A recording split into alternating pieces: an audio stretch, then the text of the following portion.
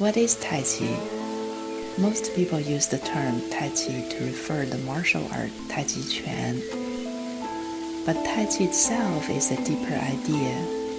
Tai Chi is the universal principle of yin and yang, balance, change, and harmony in all things. Tai Chi Chuan, the form, is the practice of expressing that principle through movement, structure, breathing, and intent. Over time, these movements were organized into what we call forms. Forms are many, but the principle is one.